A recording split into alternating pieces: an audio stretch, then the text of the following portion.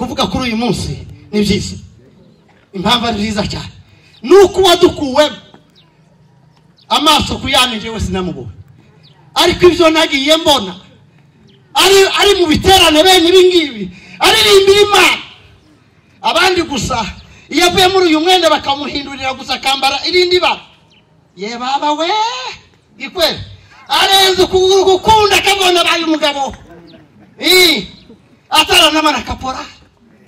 Ariko ndebere general wahagararaga benshi muri mwebwe babonye n'amaso, agahagarara bene ahangaha akabuza akaruru k'ibyishimo akaririmba akavuga ubutumwa. Abagabo bene aba umwanditsi uyu yaravuze ngo bene aba ngo isi yari kwira kubiya bene aba bagabo isi yari kwira kubiyaba.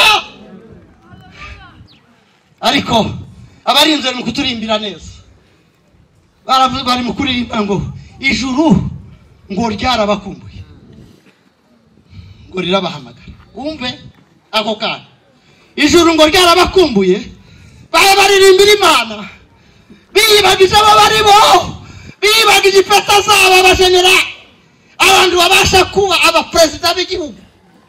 Ari tayari dusomera Abaheburayo igice cya 11 umurongo wa 23 umurongo wa 23 uragera ku murongo wa 26.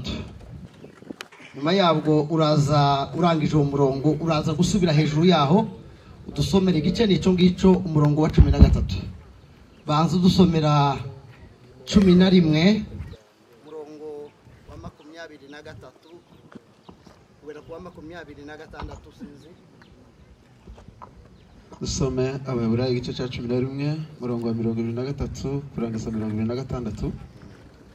Kwizera niko kwatumye Mose ahishwa n'ababyeyi be amezi 3 amaze kuvuka, kuko babonye ako kana ko ari keza tibatinye itegeko ry'umwami.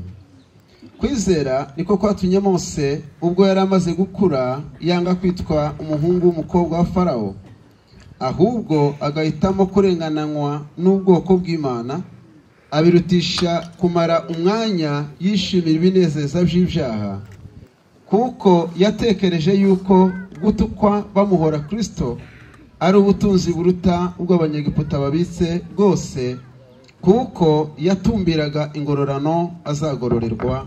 Amen. Murongo wa 13 murongo wa 13 wonyine. Abo bose bapfuye bacizera batarahabwa ibyasezeranijwe, ahubwo babiroraga biri kure cyane bakabyishimira bakavuga ko ari abashitsi n'abimukira mu isi. Amen. Amen. Nsabe missionnaire Eric adusengera Imana tuganire. Nyagasani Imana yacu tuganditse aha hantu kugira ngo uganirize imitima yacu. Ubwo umugaragu wawe wahagurutse kugira ngo akuvugire muri aya masaha, wowe wenyine ni wowe nyiri ihumure ryose turibona muri wowe. Atari wowe ubashije guhumuriza imitima yacu, twebwe ntitwahumurika. Wowe wenyine ntihumure muri twe, ni wowe twiyeguriye. Umugaragu wawe turamukwiyeguriye kugira ngo umukoreshe igikoresho kizima kibasha guhaza no kumvikanisha ibyo wateguye. Ndagushima Mana kuko imitima yacu uyifungura maze tukakira tugakurura tukumva icyo ushaka kuganira natwe. Aya masaha Mana, uyu mwanya turimo utoroshe, umwanya wo kugira ngo tukumve wowe nkihumure, mu izina rya Yesu. Amen. Amen. Murakoze cyane, Imana ibaheze umugisha. Dushimiye Imana y'umwami wacu Yesu iduteranije abantu bangana gutya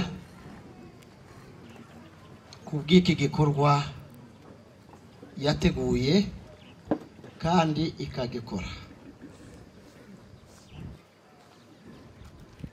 Mu myumvire y'abantu ushima Imana mu bihe nk'ibi ngibi ntibiba byoroshye, ntibiba binumvikana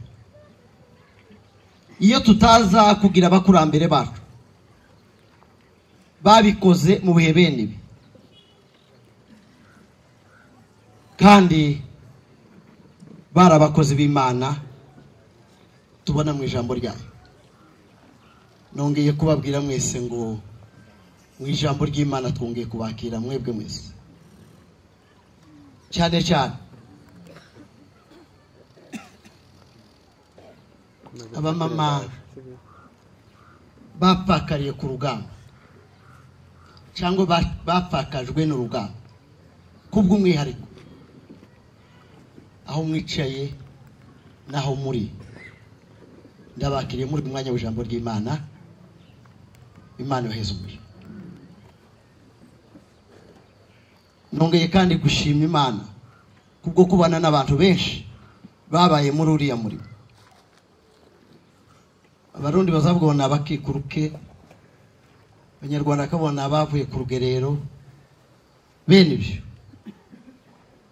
ndabishimiye, kandi uyu munsi ni uwanyu cyane cyane.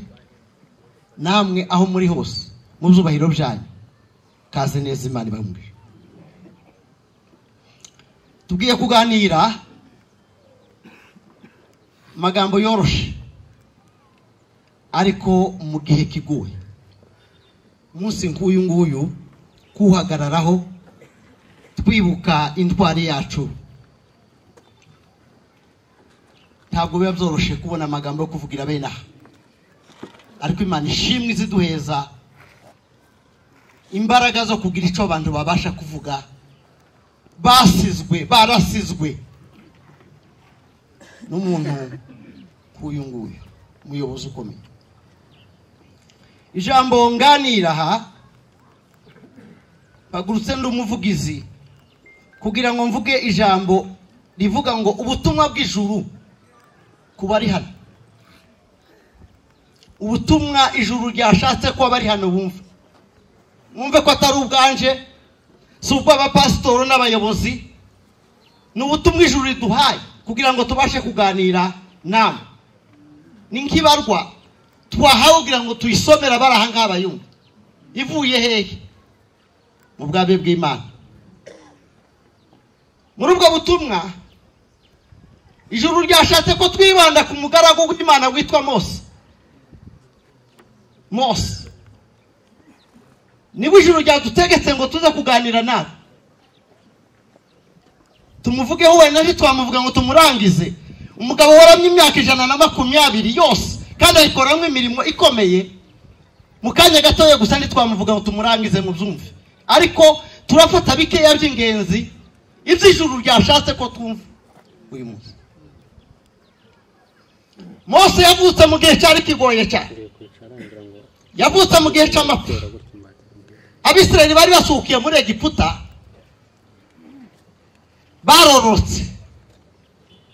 barororoka kandi ngo bagwiza imbaraga n'ubwenge, bituma Abanyegiputa bagira ubwoba, baratinya cyane.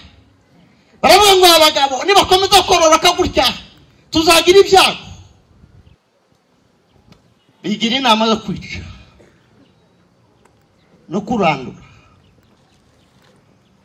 Bashiraho itegeko riravuga ngo umwana wese azuvuka ari umuhungu aza yicwa, ntimukamureke ngo abeho. Umukobwa we muzamureke, ariko abahungu ntimuzabareke. Mose avuka muri icyo gihe cyari kigoye. Ubwishanyi bwatangiye kera, ntabwo butangiye none.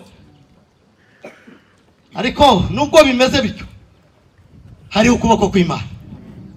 Nubwo bimeze gutyo, mwabagabo mwe, mwababyeyi mwe, hari ukuboko kw'Imana. Abana benshi barapfuye, abahungu benshi barapfuye baragi. Mose aravuka muri cyo. Nyina na se Amuramu na Yokebedi bari bazi iryo tegeko neza cyane. Bari bazi ko umwana navuka ari umuhungu agomba gupfa.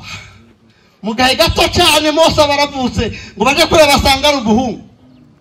Baravuga ngo uyu ni wa wundi uri muri banyagupfa. Ariko ngo baje kumureba abona ukuboko kw'Imana kuri kumwe nawe. Babona kuri kumwe na baravuga ngo uyu ntiyapfa. wenda azapfa ejo ariko adapfuye no. Baramuhisha amezi 3 bwaca ngo ntibwira bwira ngo ntibuca. Amezi 3 arashira, ashize babona birakomeye kandi abahungu baracyari ko bicwa gusa, baracyari ko bicwa. Babona noneho bari mu kaga ko azapfa kandi agapfana nabo. Yari uwa 3 mwabo yabanjirijwe na Aroni na Miriyamu wamurushaga imyaka 13. Uwo yakurikiraga afite imyaka 13, umukobwa w'imyaka 13. Bose baramukundaga. Nyina aza kwibigira inama yo kubaha agaseke. Bibiliya cyongeze ivuga ngo baboha inkuge agaseke barakajana hariya kuri Nili. Miriyamu nawe ajana nako ko turihuta. Miriyamu ajana nakare agaseke kugira ngo akora ibintu bibiri. Cyambere arebe ko yarokora ubugingo bwa musaza we. Yari amaze iminsi abona abandi batambuka bapfa bagenda buri munsi. Icya kabiri yari afite kuvuga ngo azareba igihe hatari abantu bashobora kumubona, ahamagare nyina aje kumwonsa arebe ko yaramira buriya bugingo buriya mwana. Miriyamu ari aho ngaho acungiye hafi. Ukuboko kw'Imana kwabanye na Mose avuka, ukabana na Mose amezi 3 ari mwanyina, ntikwigeze kumusigaho, kwajanye nawe no kuri Nili. Bituma umukobwa wa Farawo umwami w'igihugu ntiyarabuze amazi muri dushe yabo, ntiyarabuze uburyo bwo koga, ntiyarabuze iki, ariko ukuboko kw'Imana kuba kumuharamuye ngo naje kuri Nili gukora iki. Aragenda akigera hariya ku mazi. Tuzatumenya nimba Mose yararize, nimba byarageze gute, ngo abona agaseke kari ara ku mazi. Mwagira amasiko yo kuja kwegera kari agaseke kugira ngo arebe ikintu kikarimo. Akireba gusa abonamwo Mose umwana mwiza ari mu gaseke. Mubimvagize impuhwezi yarazitege ariko ngo agira impuhwezi. Miriyamu nawe wabireberaga kure abaraje yihuta cyane, araje kugira ngo arebe uko Mose biri bumugendekere. Ngo ahagarara hafi aho ngaho abona umukobwa wa Farawo sanye Mose, abona amugizeho imbabazi, amugizeho impuhwe. Yo Miriyamu nawe aramwegera abona agize igikundira imbere yiwe, abona agize igikundira imbere yiwe.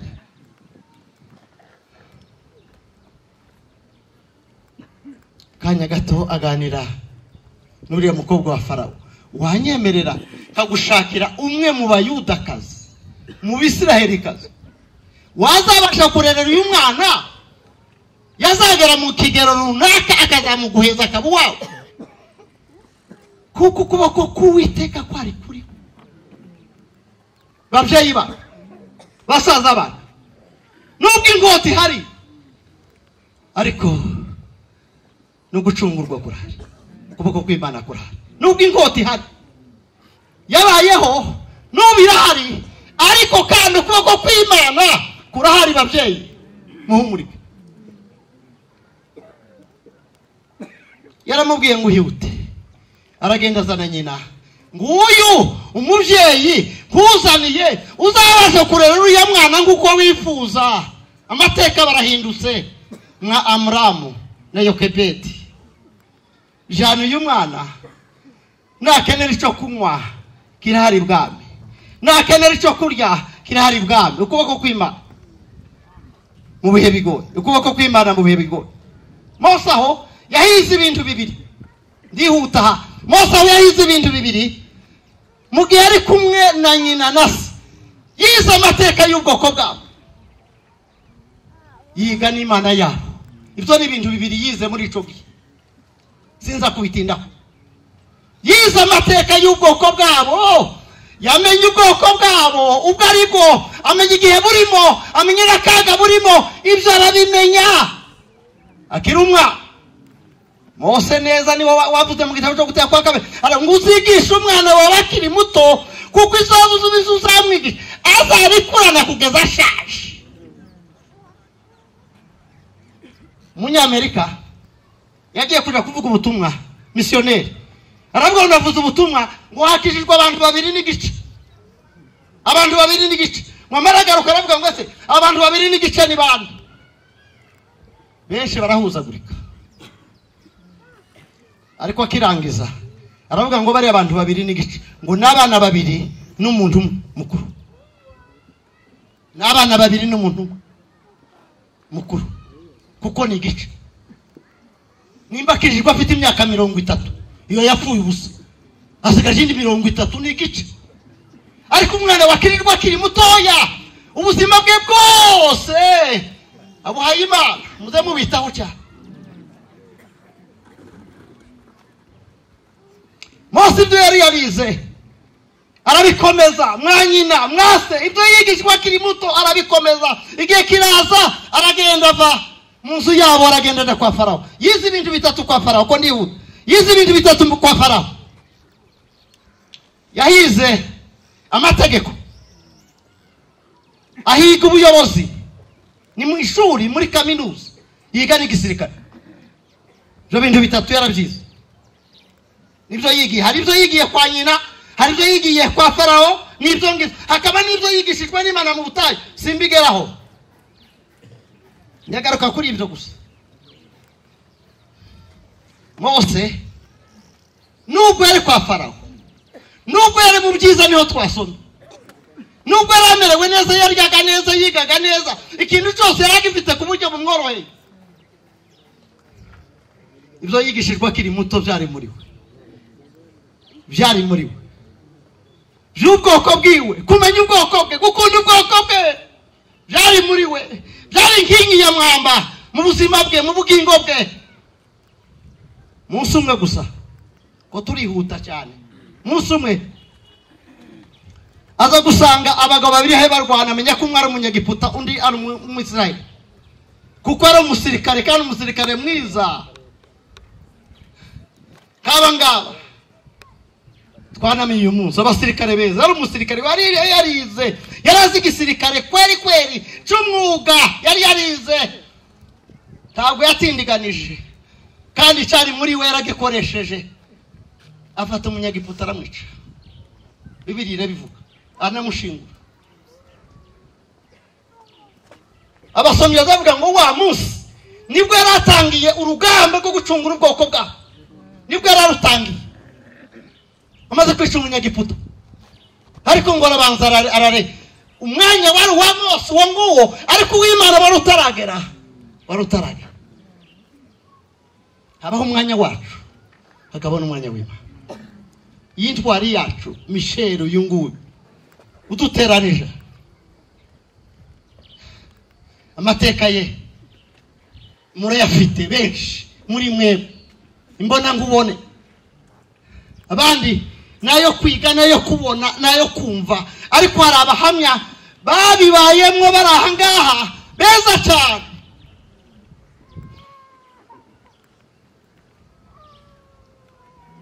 Mose umuntu wari warize amategeko, yiga n'ubuyobozi, bukeye bwaho asanga abandi bantu 2 ko bararwana, ariko ngo arabona bose ni Abayisiraheli. Ibyo yari yarize mu butoya bwiwe, aravuga ngo mwabagabo, mwabasore, mugire uko mukubwe hanze.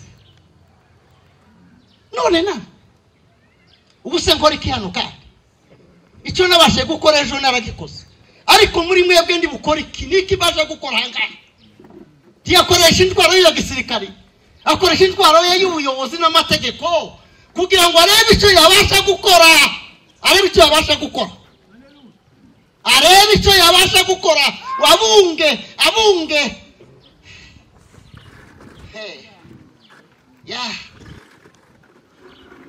Mose nifuje ko tuvuga, ijuru ryakene ko tuganira. Mwabagabo tubabazwe sha Yesu bamuririye bati arapfuye aragiye, yaravuze ngo ntimundirire nimwiririre.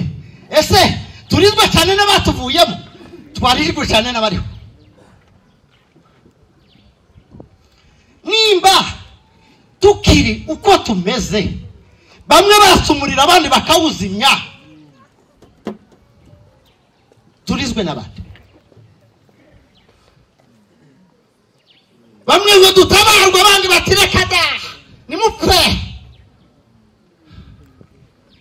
Mwabantu mwe mwumva ikibazo gikomeye dufite, mwumva ikibazo dufite gikomeye mu bwoko bwacu hirya no hino. Bamwe bati barashize, abandi bati reka reka reka reka. Iki kibazo dufite, wowe inyumva, garuka garuka garuka garuka, viyuri viyuri, garuka kuva ku bwoko n'akaga, utatira ubwoko n'akaga. Uyu ni Mose duhatu, ni Bibiliya ijambo ry'Imana.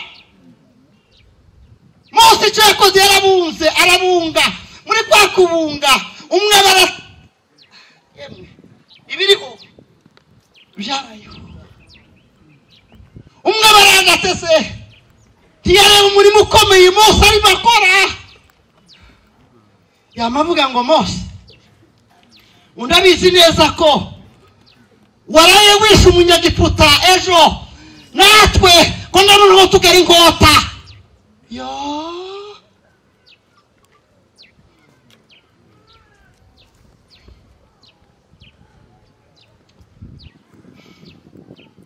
Banyamurenge,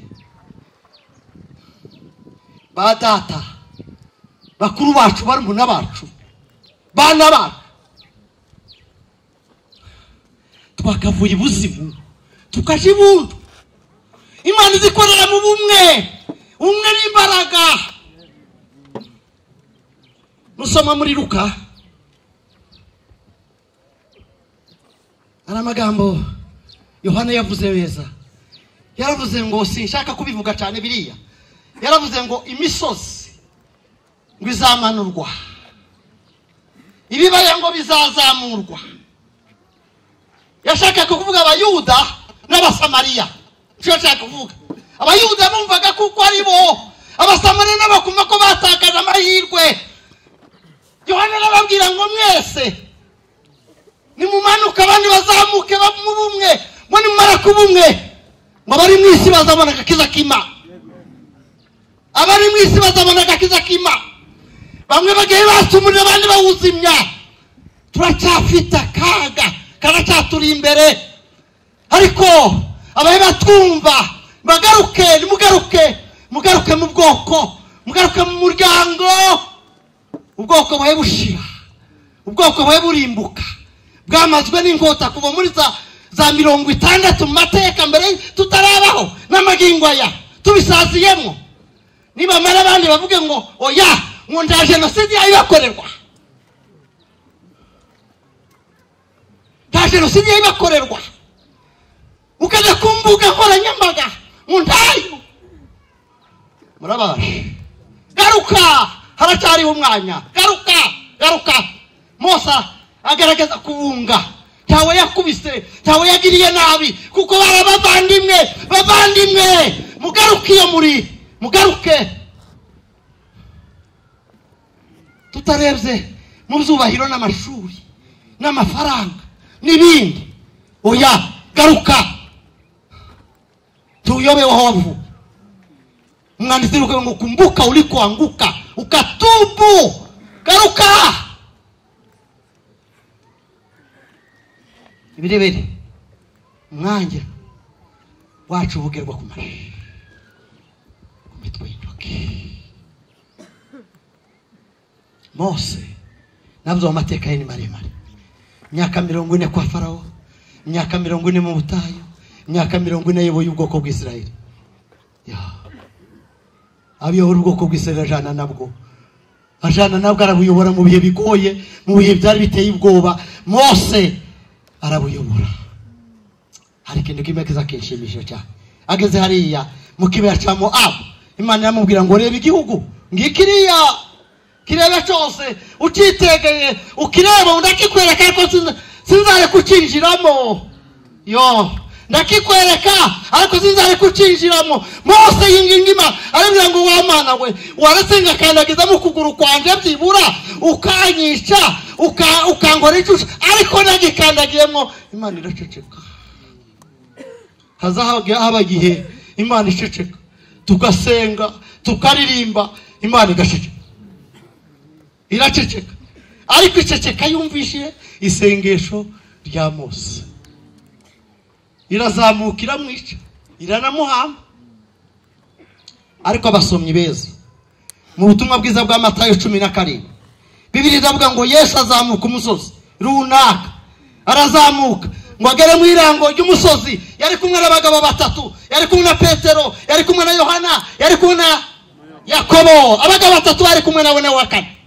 Amaze ngo agera kuri uwo musozi hari muri Kanaani cya gihugu Mose yavuze ngo nifuza ko wazagemera nkakibona kagikandagiramo.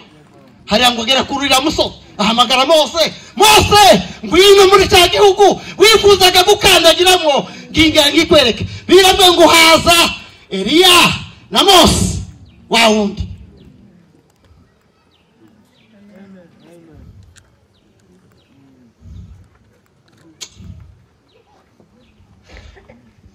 Abacu bapfuye bazazuka niko Yesu yavuze ngo abawe bapfuye ngo bazazuka abawe bapfuye bazazuka ngo n'injumbi zabo ngo zizaba nzima ngo abari mu bituro bari mukanguke abari mu bituro abari mu bituro bari mukanguke. Ariko reka tugaruke aho twasomye dusoze akanya kacu dutangura mu ntwari zo kwizera zirenga 20 zanditse hari. Uriya mwanditsi ndashaka gukeka uwo ari we yego yayishize nargereka naje direka mu gisi cya 11 cya kindi twasoma ngo kwizera no kwatumye runaka abagabo barenga 20 abona ndasigamwa Mose. Kwizera ngo niko kwatumye Mose kwatumye Mose ngo asige ibyiza. Haleluya. Kuvuga kuri uyu munsi ni byiza. Impamvu ari nziza cyane nuko wadukuwe amaso kuyanije wese namubona ariko ivyo nagiye mbona ari mu biterane bene ibingibi aririmbira Imana. Abandi gusa iyo avuye muri uyu mwenda bakamuhindurira gusa kambara irindi bara ye baba we ikwe arenze kugukunda kabona baye umugabo atarana mana kapora ariko ndebere genera wahagararaga benshi muri mwebwe babonye n'amaso agahagarara bene hangaha akabuza akaruru k'ibyishimo akaririmba akavuga ubutumwa abagabo bene aba umwanditsi uyu yaravuze ngo bene aba ngo isi ndiyari kwira kubiya bene abagabo isi ndiyari kwira kubiyaba. Ariko abarinze mu kuturimbira neza baravuze bari mu kuririmba ngo ijuru ngo ryarabakumbuye ngo rirabahamagara. Umve ako kana ijuru ngo ryarabakumbuye baririmbira Imana biyibagije abo bari bo biyibagije ipeta zabo abajenera abantu babasha kuba abaperezida b'igihugu babashaga kubona ibyabo byose ku buryo bworoheje bicaye batuje bayoborera urugamba n'ikoranabuhanga. Ariko bona ko kubaho muri bene ubwo buzima atari ikintu cyo kugundira atari ikintu cyo gufata ngo bagikomeze baravuga ngo reka tubivemo. Nibangahe muri kino gihe we reka tubive mu gihe wewe udashobora kuva kuri kawunga n'ibishimbo byabona kiba byari twariye turya nimugoroba ariko nibaza kukubwira ngo byibura twe abana niyo kugenda ngo tugerageze gutanga na bitanu ngo abana bo barakabije abana bo barakabije kukweli abagabo n'abagore barahanga urebe uko ujyo tungana dukoze tugakora nk'uko abayuda bakoraga bagakoresha imbaraga zabo n'umutima wabo bishimye titwari kubonera n'agafuka k'isukari yego Mose abose ngo bapfuye bakizera ngo batarahabwa ibyasezeranijwe ariko ngo babibonaga ngo bakavuga ngo bakabona ko ari abashyitsi n'abimukiye Michel tigeze abona icubahiro ciwe ko ari cyo kugundirwa yambura wenyine kubera wewe naje araciyambura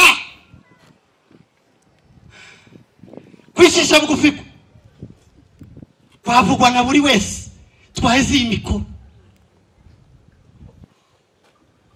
gukorera Imana kwe kuzwi na benshi Yobu yaravuze ngo nta mfuzi yageraga iwanje ngo yakubitire nta mupfakazi ayo n'amateka ataraye gushakisha abamugeragaho bose bagendaga bishimye bibagirwaga ko bafushije abagabo babo abana bakibaga ko bafushije batse iyo babaga mugeze imbere imirimo myiza y'abagabo bene bariya twavuze ngo abaririmbyi bavuze ngo ijuru ngo rirabakumbuye ngo nimaze kubakumbura ngo ryaranabahamagaye niho Yobu yavuze ngo wampamagara ngo nakwitaba twebwe mu mibare yacu tuvuga ngo kubera iki wabyemeye Imana kubera iki Imana wabyemeye ariko Imana yarenze ijuru ryakeneye ijuru ryashatse ijuru ryahamagaye minembwe siyo yacecekaga yamyiba amazi nimukora icyo mushaka ubwo intwari yacu ibirazamutse umugabo Pawulo yavuze neza yari umusirikare mwiza cyane muri Timoteyo wa 2 gice cya 4 murongo wa 6 aravuga narwanye intambara nziza Michel wamuhagurutsa ngaho uyu munsi yavuga narwanye intambara nziza kuko yarwanye intambara nziza Pawulo yamavuga ngo si yo yonyine ngo narinze nivyo kwizera umugabo nguri mwipetaje mu cubahiro cye wapfukamaga nimba ari mu mugezi nimba ari agapfukama amasaha menshi ari imbere y'Imana ahatakira Imana ayabwira Imana narwanye intambara nziza ngo narinze yarindaga nivyo kwizera akabanza akareba ko bihagaze neza kwizera ngo kabanza kabireba ko bihagaze neza yamavuga ngo ndangije urugendo igisigaye gusa mbika ibikamba ariko yamavuga sinje bujimwe ngo hariho n'abandi barahanga baritegereje aradutegereje hari kugira ngo abazagera ikirenge muci niko Pawulo yavuze nimungurikire kuko nani ngurikira Kristo nimungurikire kuko nani ngurikira Kristo aba mwanditse yamavuga ngo tugere ikirenge muca ngo twige kwizera kwa bavandimwe babyeyi bwoko bwacu turimo twibuka intwari yacu yatabarutse tureke gusa gutwarwa ko yatabarutse ahubwo dusubize amaso inyuma turebe mbere yuko atabaruka yarinde yakoze iki kugira ngo we niwe wavuga ngo gena ntwari yacu ikivusize tuzacusa ngico haba mu murimo w'Imana ntiyari ikigwari haba mu bwoko bwacu kiyari ikigwari. Ibyo yarabirangije kuri iriya tariki, kuri iriya saha. Ubu kuzahagarana nawe kurabona bizatworohera. Turacafite igihe. Ijambo ry'Imana kurira twigisha ubutumwa ijuru ryaduha kugira ngo tubashe kuganiraho. Ni uvuga ngo Mose yasize icyubahiro cye, yasize igihugu cya Egiputa cyari mu maboko ye, ababaranwa n'ubwoko bwabo. Michel yasize icyubahiro, ababaranwa n'ubwoko bwacu.